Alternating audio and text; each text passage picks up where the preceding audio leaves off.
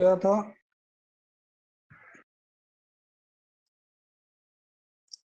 समवायी असमवायी निमित्त ये जो कारण थे ये तीनों कल हम लोगों ने पढ़ लिया था।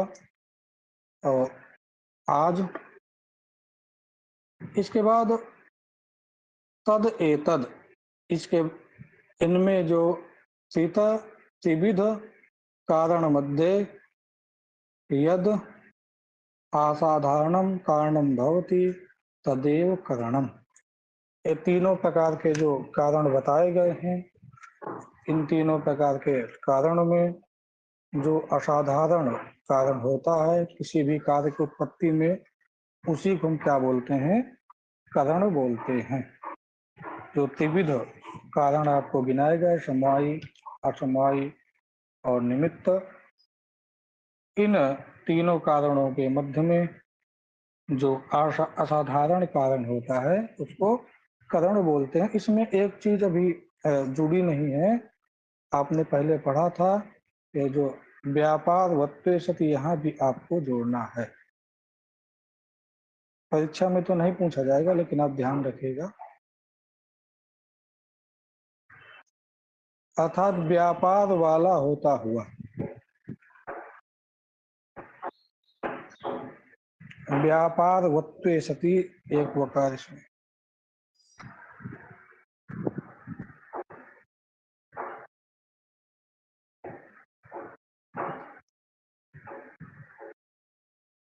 व्यापार वाला होता हुआ जो असाधारण कारण होता है उसी को हम कारण बोलते हैं।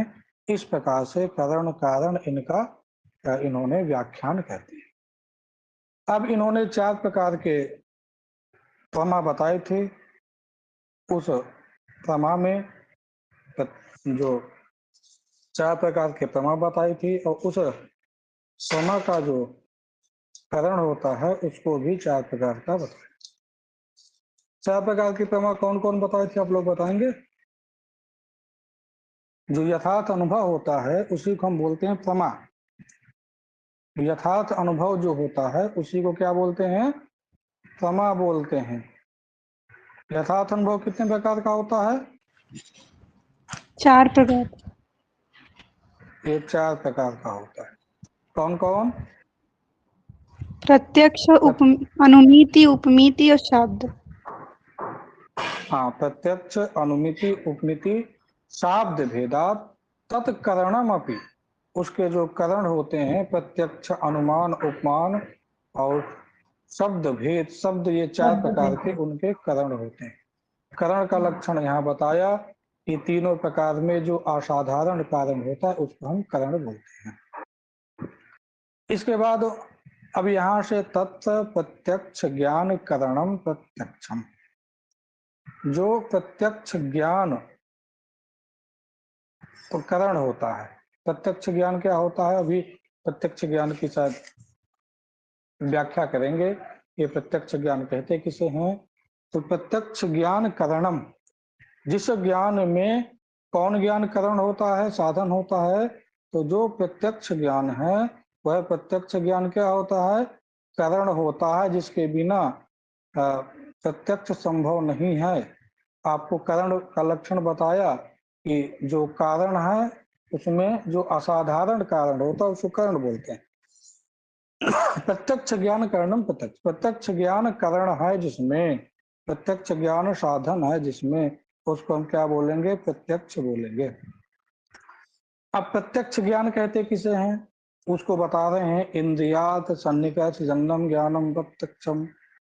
इंद्रियात सन्निकर्ष जन्नम ज्ञानम प्रत्यक्ष, जहां पे इंद्रिय का, इंद्रियात, इंद्रिय का अर्थ के साथ जब संयोग होता है और उससे उत्पन्न जो ज्ञान होता है उस ज्ञान को हम प्रत्यक्ष कहते हैं।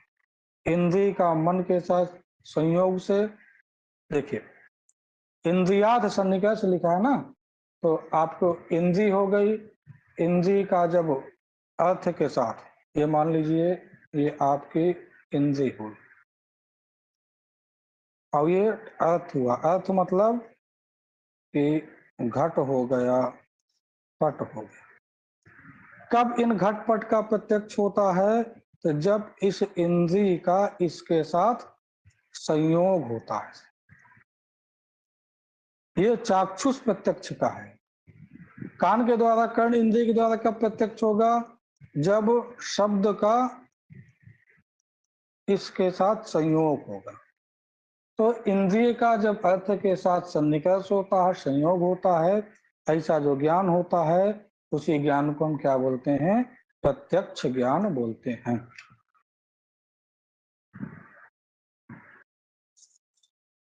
इसमें अब एक बात और आती है कि जब कोई भी चीज जो प्रत्यक्ष होती है, उसमें मन का भी कुछ न कुछ काम रहता है। क्योंकि मन यदि अवस्थान नहीं है, मन आपका स्थित नहीं है, तो सामने रखी हुई वस्तु भी नहीं दिखाई देती है, सामने रखी हुई वस्तु को भी हम देख नहीं। तो इंद्रिय मन संयोग, इंद्रिय और मन का जो संयोग है, उसके द्वारा ही क्या होता है? जो वस्तु होती है, उस वस्तु का प्रत्यक्ष होता है। ये एक लक्षण बनाया गया। किसका लक्षण बनाया गया? प्रत्यक्ष का इन्होंने लक्षण बनाया कि इंद्रियात सन्निकर्ष जन्य जो ज्ञान होता है, उस ज्ञान को हम प्रत्यक्ष कहते हैं। इस ज्ञान में कहीं ना कहीं कुछ ना कुछ दोष आता है। तो कुछ पुस्तकों में आप देखेंगे तो आपको एक लक्षण और मिलेगा, ज्ञाना कारणकम ज्ञानम।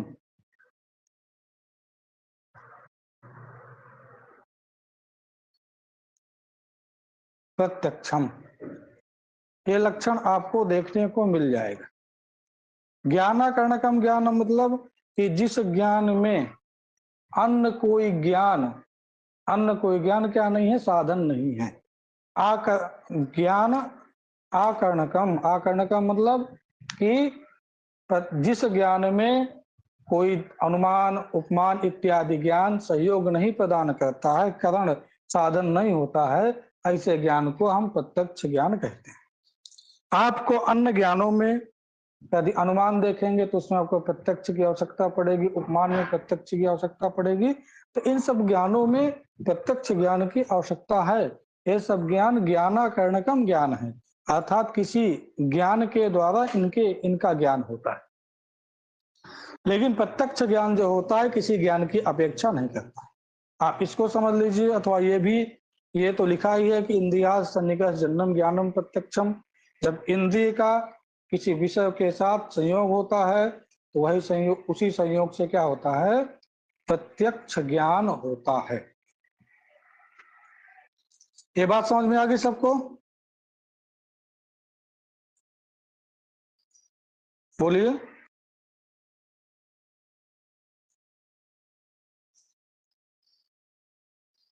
जी सर, समझ में। अगर समझ में जो भी चीज ना है उसको बताइए, दोबारा से बताया जाएगा। अब देखिए, वो ज्ञान जो होता है, वो ज्ञान दो प्रकार का होता है। तद द्विविधम ज्ञान, दो प्रकार का ज्ञान होता है। देखिए, दो प्रकार का ज्ञान कैसे होता है? एक इन्होंने निर्विकल्पक ज्ञान बताया, दूसरा सविकल्पक ज्ञान। अब देखिए,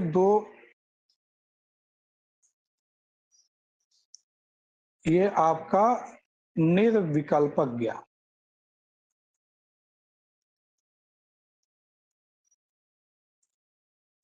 रात को बहुत ज्यादा अंधेरा है, मान लीजिए अंधेरा है, आपने कुछ देखा,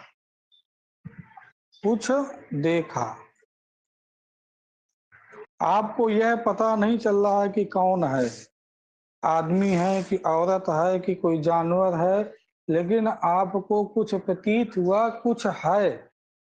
ये ऐसा होता है कि नहीं होता? बताइए। कभी कभी आप देखते हैं, बहुत दूर मान लीजिए है, तो आपने देखा, तो आपको जब यह प्रतीति होती है कि यहाँ पे कुछ है, ऐसा प्रतीति होती कि नहीं होती? होती है। तो ऐसा जो ज्ञान होता है जिसमें कुछ भी नहीं, हमको ये नहीं मालूम चलता है कि मनुष्य है कि पशु को, मतलब विशेष प्रकार से आप नहीं बता सकते कि कौन है ये, लेकिन कोई है ये बता देंगे। ऐसा जो ज्ञान होता है उसी को हम निर्विकल्पक ज्ञान कहते हैं। उस ज्ञान में ना कोई प्रकार होता ना कोई विशेष होता। अभी हम पढ़ के भी देखेंगे। और दूसरा देखिए, सविकल्पक। आपने किसी को देखा, देखने के बाद जब ये ज्ञान हुआ कि मान लीजिए मनुष्य है,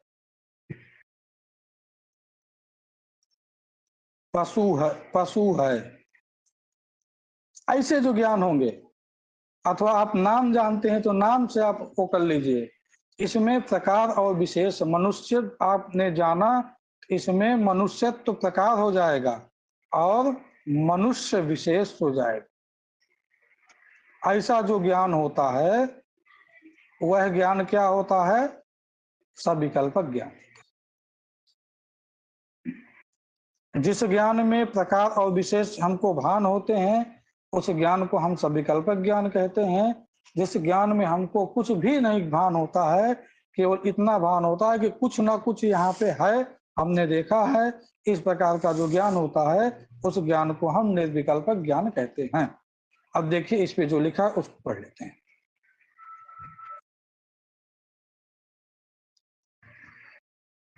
देखिए, तद द्विविधम, दो प्रकार का है, निर्विकल्पकम सविकल्पकम च, निर्विकल्पक और सविकल्पक। तत् निष्प्रकारकम ज्ञानम, निष्प्रकारक मतलब जिसमें प्रकार और विशेष ना हो, प्रकारता विशेषता से शून्य हो। ज्ञानम निर्विकल्पम यथा इदम किंचित, यह कुछ है, अब हमको पता ही नहीं कि क्या है, ऐसा जो ज्ञान होता है उसको निर्विकल्पक ज्ञान। सब प्रकारकम ज्ञानम सविकल्पकम, जो सब प्रकारक ज्ञान होता है, सब प्रकारक अर्थात जो जिस ज्ञान में आपकी प्रकारता विशेषता दोनों भान होती है उसको सविकल्पक ज्ञान कहते हैं। जैसे डित्थोऽयं ब्राह्मणोऽयं श्यामोऽयं, डित्थ में डित्थत्व प्रकारक डित्थ विशेषक, इसमें ब्राह्मणत्व प्रकारक ब्राह्मण विशेषक, श्यामोऽयं में श्यामत्व प्रकारक श्याम विशेषक। ऐसा जो ज्ञान होता है इसी ज्ञान को हम सविकल्पक ज्ञान कहते हैं।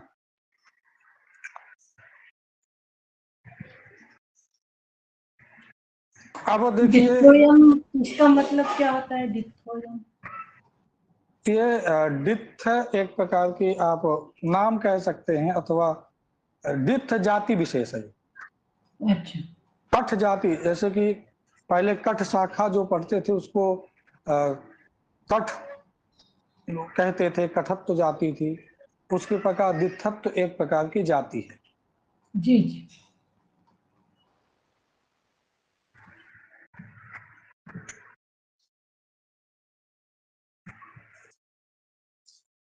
अब देखिए, सठ सन्निकर्ष, ये इस सठ सन्निकर्ष से क्वेश्चन निश्चित ही बनते हैं, पूछे जाते हैं, इसलिए इस सठ सन्निकर्ष को समझना बहुत जरूरी है। हम इसको व्हाइट बोर्ड के माध्यम से समझेंगे। बहुत ही ध्यान से समझिएगा, जो चीज समझ में ना आता आए उसको पूछते हैं। सठ सन्निकर्ष में इन्होंने कहा कि प्रत्यक्ष ज्ञान हेतु इंद्रियात सन्निकर्षा षड्विधा, जो प्रत्यक्ष ज्ञान का कारण है, इससे हमको क्या होता है? प्रत्यक्ष ज्ञान का जो हेतु है वह कितने प्रकार का होता है? वह षड्विध होता है, 6 प्रकार का होता है। अब ये 6 प्रकार को हमको देखना है, बहुत ही आसान है। पहला है संयोग।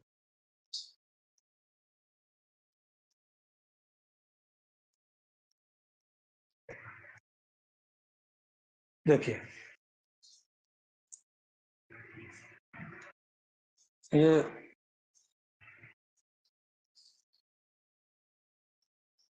चक्षु है, और ये आपका घट है। जब चक्षु से हम घट का प्रत्यक्ष करते हैं तो चक्षु का संयोग किसके साथ होता है? घट के साथ होता है।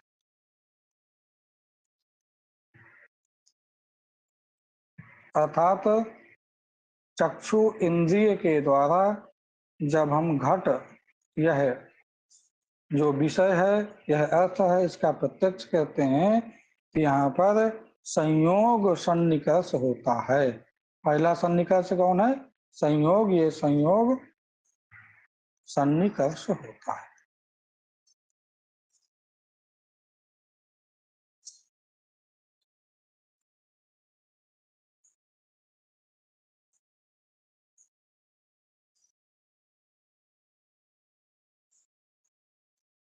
ठीक, ये संयोग सन्निकर्ष समझ में आया कि जब चक्षु का जी सर। इंद्रिय का विषय के साथ संयोग। अच्छा बताइए, स्पर्श, ये तो हमने बता दिया आपको चक्षु घट वाला। यदि स्पर्श के द्वारा, स्पर्श भी तो होता है, स्पर्श भी तो किसके द्वारा होता है? जो त्वक होता है। इस त्वक के द्वारा यदि किसी भी विषय का प्रत्यक्ष होगा, हमने विषय लिख दिया, तो उसमें कौन सा सन्निकर्ष होगा? सर संयोग सन्निकर्ष।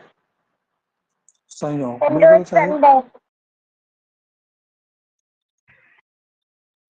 यहाँ पे संयोग सन्निकर्ष, क्योंकि त्वक के साथ जब वो संयोग करेगा तब उस विषय का प्रत्यक्ष होगा। तो चक्षु के साथ जब हम घट का संयोग करते हैं, सन्निकर्ष संयोग होता है, तब घट का प्रत्यक्ष होता है। अब देखिए, हम एक दिन आपको बताए थे कि एक नियम होता है कि जिस इंद्रिय के द्वारा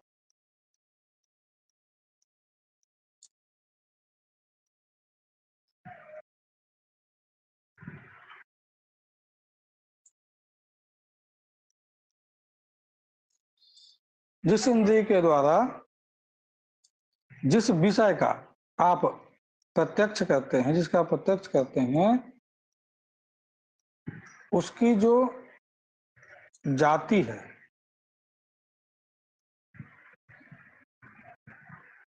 उसकी जो जाति है, उसका भी प्रत्यक्ष उसी इंद्रिय से होता है।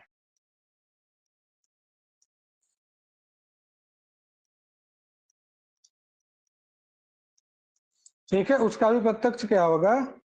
उसी इंद्रिय से होगा। अब देखिए दूसरे कोटि में आइए।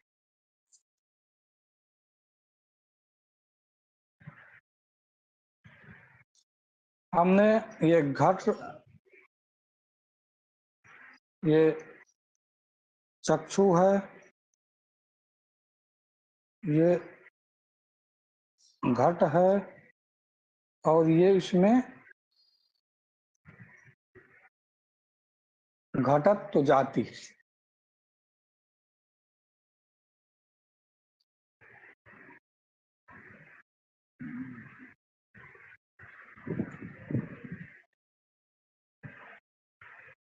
उस जो घटत्व जाति है, उस घटत्व जाति का प्रत्यक्ष कैसे होगा? हमको दो कोटि में अब जाना है। यहाँ जाएगा संयोग में, और ये घट में जो घटत्व जाति है वह समवाय संबंध से है। तो संयोग को हमने कर दिया संयुक्त, मतलब चक्षु से संयुक्त जो घट है उसी में समवाय संबंध से घटत्व जाति विद्यमान है। इसका क्या हो गया? संयुक्त समवाय हो गया। घटत्व के प्रत्यक्ष के प्रति संयुक्त समवाय, यह सन्निकर्ष कारण होगा। इसमें जो उदाहरण दिया है उसमें उदाहरण इस प्रकार से दिया, अगर ये भी पूछता है कि घटत्व के प्रत्यक्ष के प्रति कौन सा सन्निकर्ष होता है, तो संयुक्त समवाय सन्निकर्ष होता है। अब देखिए दूसरा वाला हम देखते हैं, चक्षु हो गया, ये आपका घट हो गया, और घट में रूप है, कोई ना कोई रूप रहेगा। तो ये चक्षु का संयोग घट से आप जानते हैं, संयोग। और घट में जो रूप रहता है किस संबंध से रहता है बताइए, घट में रूप किस संबंध से रहेगा? संयुक्त समवाय संबंध से। नहीं नहीं, हम समवाय केवल समवाय समवाय समवाय, हम प्रत्यक्ष नहीं पूछे ना पूरा भी, हम तो केवल आपसे पूछा कि घट में रूप किस संबंध से रहेगा, तो समवाय संबंध से। अब आप बताइए कि इस चक्षु के द्वारा यदि हमको घट के रूप का प्रत्यक्ष करना है तो कौन सा सन्निकर्ष बनेगा? संयुक्त बोलिए। समवाय संयुक्त समवाय। संयुक्त समवाय। बिल्कुल समझ में आ रहा है ना आप लोगों को, कुछ दिक्कत तो नहीं जी इसमें? सर। नहीं यस सर। अगर कुछ भी समझ में ना है तो बहुत आराम से बता दीजिए। यानी हम लोग दूसरा जो सन्निकर्ष था उस दूसरे सन्निकर्ष को भी बहुत आसानी से समझ गए।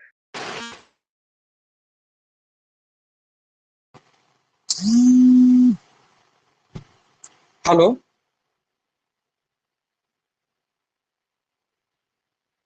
आवाज आ रही है? हाँ भी आ रही जी है। सर। जी भैया आ रही है।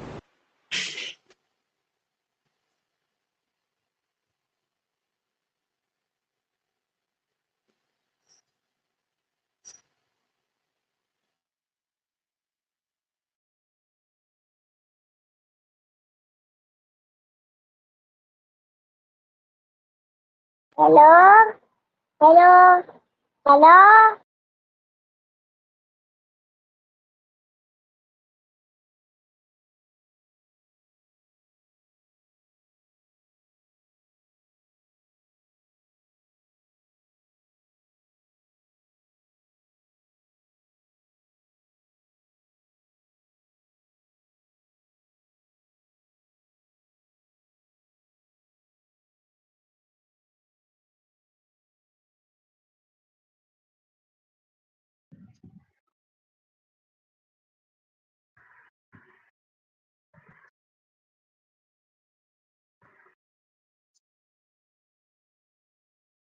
हेलो,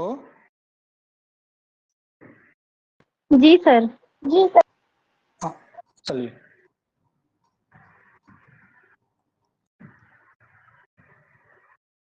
अब देखिए हम तीसरा सन्निकर्ष देखेंगे। ये चक्षु हो गया, ये पुनः आपका घट हो गया, इसमें ये रूप हो गया। रूप में भी देखिए एक जाति विद्यमान है, रूपत्व जाति। अब ध्यान दीजिएगा, इस चक्षु के साथ जो घट का संयोग है, जो यहाँ पे संयोग सन्निकर्ष, बोलिए जल्दी, जो रूप है वो घट में किस संबंध से रहेगा? समवाय समवाय समवाय संबंध से। और रूप में जो रूपत्व जाति है वो किस संबंध से रहेगी? रूप व्यक्ति हुआ, रूपत्व जाति, जाति किस संबंध से रहेगी व्यक्ति में? समवाय समवेत। समवाय, क्योंकि जाति और व्यक्ति का भी समवाय संबंध होता है। अब देखिए यहाँ पे तीन, संयोग, समवाय,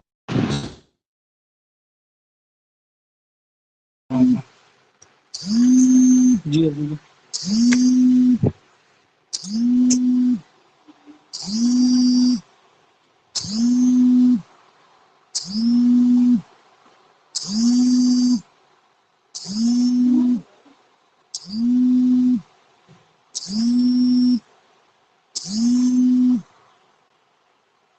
तो यहाँ पर जो सन्निकर्ष होगा,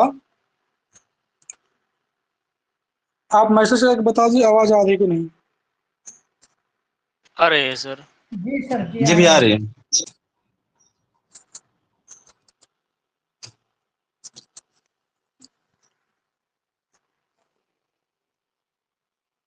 देखिए, तो यहाँ पे संयोग हो गया, समवाय हो गया, समवाय, तो ये हो जाएगा संयुक्त। समवेत आपको हम बताए थे, जो समवाय संबंध से रहता है उसको हम बोलते हैं समवेत। इसके बाद ये समवाय ऐसे ही रख देंगे। तो जो चक्षु से यदि हम रूपत्व का प्रत्यक्ष करेंगे तो कौन होगा? सन्निकर्ष, संयुक्त, समवेत, समवाय, सन्निकर्ष होगा।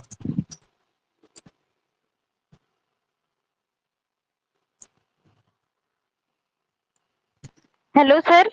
Hello sir. Hello. Hello. Madhuri. Hello sir. Hello sir.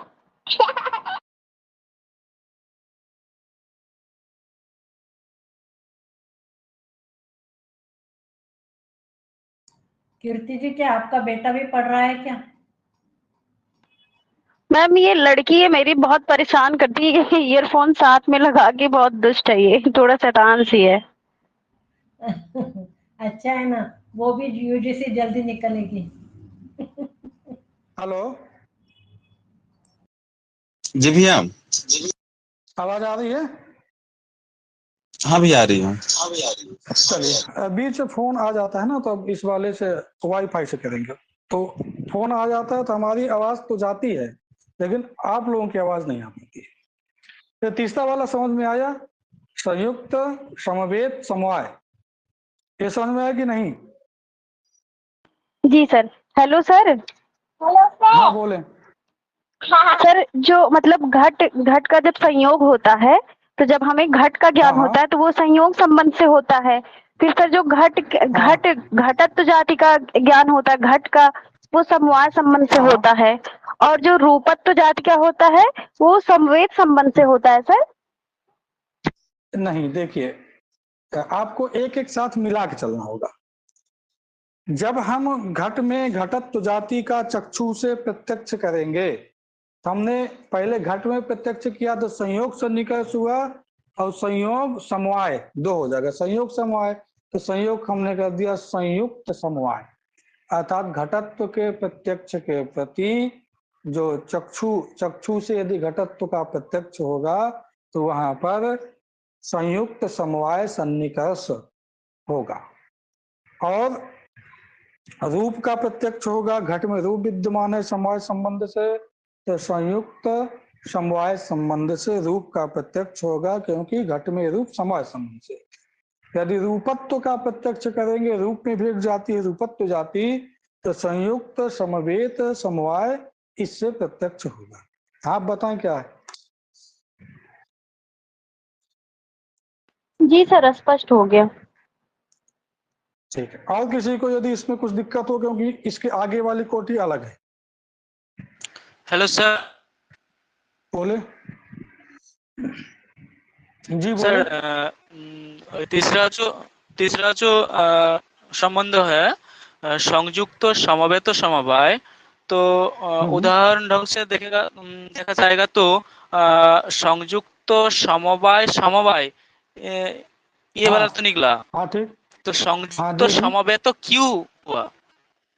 समवेत, देखिए, समवेत तो शब्द का अर्थ आप समझिए। समवेत मतलब होता क्या है? समवेत मतलब ये होता है कि समवाय संबंध से जो रहता है, समवाय संबंध से जो रहता है उसको हम क्या बोलते हैं? समवेत बोलते हैं। तो जो गुण है वह घट में समवेत है कि नहीं है? जी सर। रूप है वह घट में समवेत है कि नहीं है? है बोलिए। तो समवेत है, तो अब समवेत तो है। उन्होंने समवेत है तो समवेत कह दिया, तो उसमें कोई समस्या नहीं होनी चाहिए। एक शब्दावली है, समवाय समवाय कहने में थोड़ा सा वो अच्छा नहीं लगता, इसलिए उन्होंने समवेत कह दिया। ठीक है, ठीक है सर, ठीक है। समवेत मतलब होता है जो समवाय संबंध से विद्यमान रहता है। चलिए अब अगला सन्निकर्ष देखिए आपका आएगा समवाय सन्निकर्ष। अभी इसमें काफी चीजें हैं लेकिन आपको पहले ये बता देते हैं, फिर एक दिन और चर्चा करेंगे इसमें।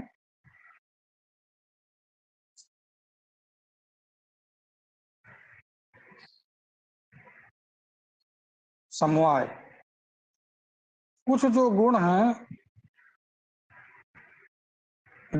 सभी गुण समवाय संबंध से ही रहते हैं द्रव्यों में। तो शब्द आपका गुण हो गया। एक से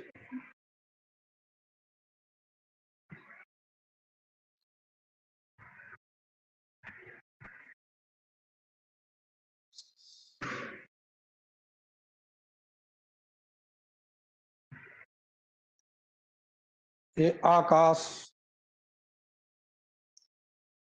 द्रव्य हो गया और जो गुण है वह शब्द हो। अब देखिए शब्द गुणकम आकाशम, शब्द कहाँ रहता है? आकाश में रहता है। तो इनका जो इनके मध्य में जो संबंध होगा वह है समवाय संबंध। हमको प्रत्यक्ष होता कहाँ है? कर्ण इंद्रिय से प्रत्यक्ष होता है। कर्ण इंद्रिय से प्रत्यक्ष होता है तो जो सोत अर्थात जो सोत इंद्रिय है उसके अंदर भी आकाश विद्यमान है। सोत इंद्रिय के अंदर क्या विद्यमान है? ये आकाश विद्यमान है। जहां भी कुछ थोड़ी बहुत जगह है वहां आकाश रहता है। और उसी आकाश में क्या है? शब्द है। जब सोत इंद्रिय के द्वारा हम शब्द का प्रत्यक्ष करेंगे तो वहां पे कौन सन्निकर्ष होगा? समवाय सन्निकर्ष होगा। क्योंकि जो कर्ण विवरवर्ती है उसी कर्ण विवरवर्ती आकाश को ही हम सोत बोलते हैं। और जो शब्द है वह आकाश में समवाय संबंध से रहता है। गुण गुणिनोश्च, गुणी है आपका आकाश और गुण कौन है? शब्द है। तो समवाय संबंध से रहेगा। और हम जो सोत्र कहते हैं उस सोत्र को आप कर्ण विवर के अंदर का आकाश समझिए। कर्ण का जो विवर है, कर्ण विवरवर्ती जो आकाश है वही क्या है? सोत्र इंद्रिय है। और उसी आकाश पे कौन रहता है? शब्द। किस संबंध से? समवाय संबंध से। जब समवाय संबंध से रहेगा तो उसका प्रत्यक्ष कैसे होगा? तो समवाय संबंध से उसका प्रत्यक्ष होगा। अर्थात शब्द के प्रत्यक्ष में सोत्र के द्वारा जब शब्द का साक्षात्कार होगा तो वहां पर समवाय सन्निकर्ष होगा। समझ में आया? आप कर्ण के अंदर जो विवर है उसको आकाश समझिए, वहीं शब्द रहता है। वो शब्द रहेगा समवाय संबंध से। तो आप उसका जब कर्ण इंद्रिय से सोत इंद्रिय से प्रत्यक्ष करेंगे तो समवाय संबंध होगा। समझ में आया कि नहीं? सर सर अगर ऐसे प्रश्न में रहे कि मतलब जो कि मतलब आकाश में कौन सा संबंध है मतलब आकाश में कौन सा शब्द का कौन सा संबंध है सर? संवेद संबंध होगा या समवाय? नहीं, केवल समवाय संबंध होगा। केवल समवाय संबंध होगा। अब आइए आप इसमें दूसरी कोटि में आ जाइए। ये सर समवाय तो अलग संबंध है ना? हाँ, समवाय तो अलग संबंध है। तो समस्या क्या हो बताइए?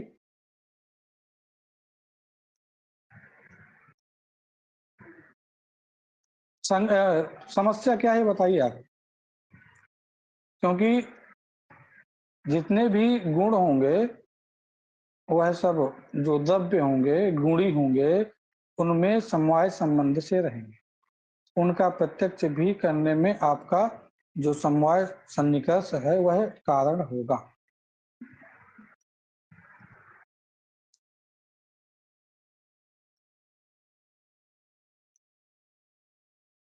ये शब्द जो है श्रोतवर्ती आकाश में समवाय संबंध से रहेगा, और शब्द में शब्दत्व किस संबंध से रहेगा? बोलिए। समवेत समवाय। नहीं, शब्द में शब्दत्व जाति है ना, जाति व्यक्ति में किस संबंध से रहती है? शब्द जात संयुक्त समवाय तो नहीं, जाति जो है व्यक्ति में, मान लीजिए यह शब्दत्व क्या है? जाति है। शब्द क्या है? व्यक्ति है। कि शब्दत्व जाति व्यक्ति में किस संबंध से रहेगी, ये बताइए केवल। समवेत समवाय। जाति, अरे नहीं, हम केवल पूछते हैं कि जाति व्यक्ति में किस संबंध से रहती? सामान्यतः समवाय समवाय समवाय समवाय संबंध से रहती है ना। संवेद समवाय के, यहाँ दो समवाय संबंध कहाँ जोड़ देंगे आप? जी सर। ये किस संबंध से रही? समवाय संबंध से। समवाय।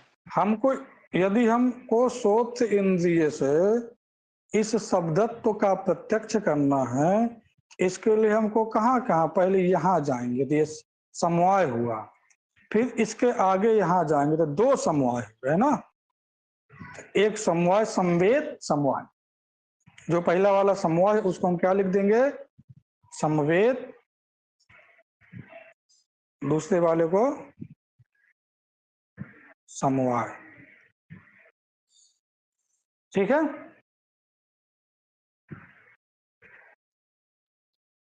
स्पष्ट है सर। सबको? बोले। सत्येंद्रिय माध्यम से शब्द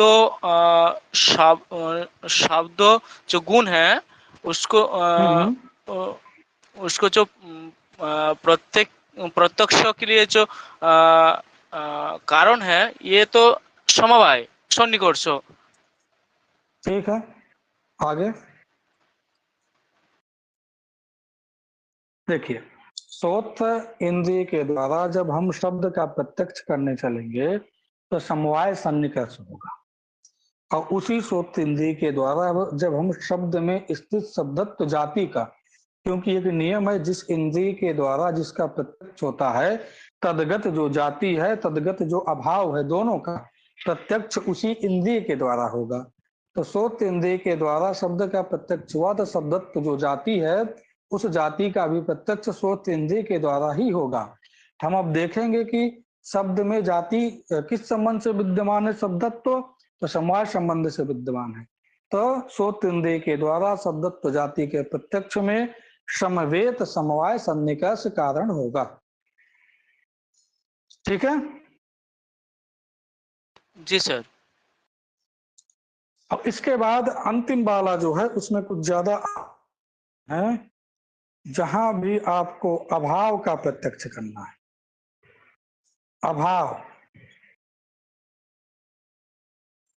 अभाव का प्रत्यक्ष करना है, वहां विशेष से विशेषण भाव हो, बस।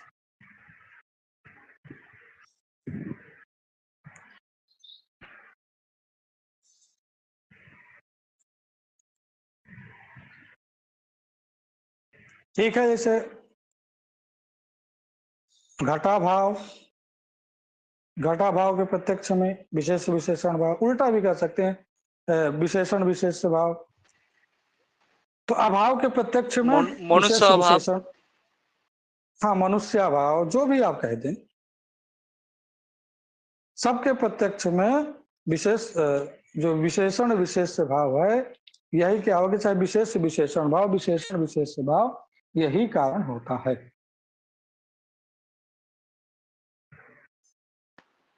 इसमें प्रश्न कैसे पूछाता है?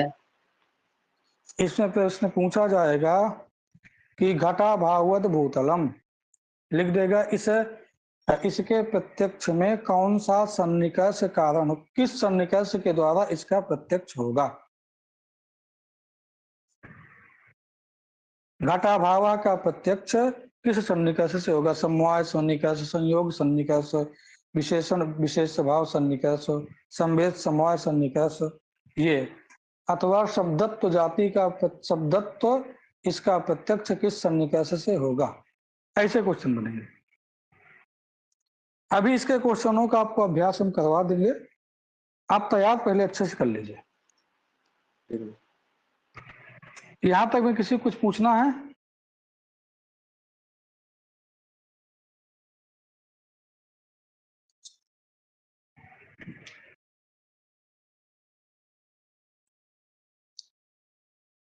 कल तर्क संज्ञा का जो प्रत्यक्ष खंड है उसको आप अच्छे से तैयार करके आइएगा। पहले जो 68 सन्निकर्ष हम लोगों ने पढ़ा है उसको जो पुस्तक में लिखा उसकी पंक्तियों को हम देख लेंगे, केवल लिखा वही जो हम लोगों ने समझा है, और पुनः एक बार आप लोगों के साथ जो प्रत्यक्ष खंड है इस प्रत्यक्ष खंड में एक सामान्य चर्चा कर ली जाएगी कि इससे क्वेश्चन कैसे बनेंगे और हमको किन चीजों में ज्यादा ध्यान देना है, दिमाग समझना है और किनको याद।